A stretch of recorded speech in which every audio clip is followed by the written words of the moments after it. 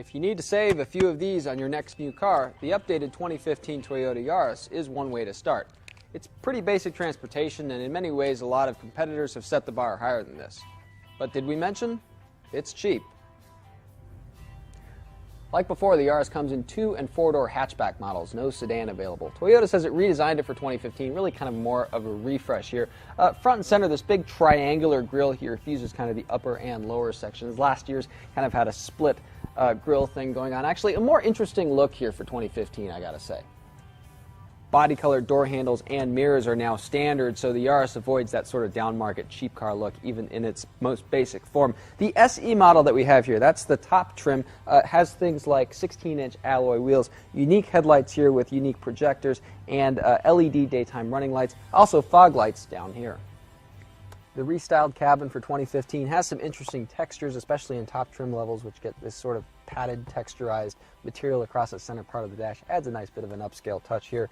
Padding along areas where your arms and your elbows kind of fall here. Along the armrests on the door here, things like some metallic sort of texture, some silvers here along the door handles.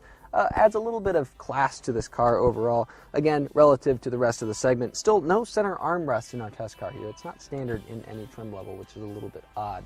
The shelf-like dashboard here, it does open up a lot of space for your kind of knees and your legs to kind of fall out here, but some drivers might find that the seat cushions are a little bit too small, especially if you're of larger build. Now, speaking of these seats, I'm 6 feet tall. I could sit all the way back here. So if you're much taller than that, you might find that the front seats don't go far enough back for you. Other kind of issues here, no telescoping steering wheel still. It's only tilt. A lot of cars in this segment now increasingly offer telescoping steering wheel adjustments. Other features kind of also feel a little half-baked here. The climate controls have these sort of crude knobs. They're very easy to kind of see and feel, but they don't feel very high quality at all. Standard power windows, drivers one touch down, not one touch up. The cup holders here have this kind of weird recess that they sit in front of the gear shift. If you're putting in a large travel mug, it's kind of hard to sometimes wedge it in there. Standard touchscreen stereo, but no available backup camera. Now, also standard Bluetooth, but no Bluetooth controls here for your phone on the steering wheel. You have to actually use the head unit there.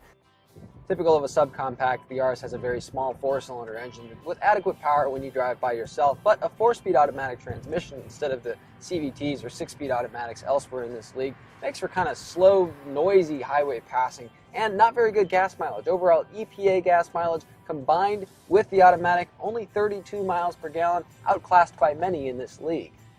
The Yaris SE has a sport-tuned suspension. It absorbs bumps okay at lower speeds, but combined with the car's short overall wheelbase, makes for a fairly busy, turbulent highway ride. On the flip side, steering and handling, both pretty good actually, better than you'd expect in a car like this. But other cars like the Honda Fit, the Ford Fiesta prove that ride quality can actually be a lot more rich than you'd expect for the norm in the subcompact class. The Yaris not really there yet. But we got to keep going back to that value equation, because under $17,000 will get you an automatic 4-door Yaris with Bluetooth, power windows and locks, and air conditioning. Competitors charge anywhere from a few $100s all the way to nearly $2,000 more for similar features. Now, some of these half-baked features, so-so gas mileage, and some patchy crash test results will limit the Yaris's appeal, but it should get a few bargain hunters. Are you one of them? Depends how important this is.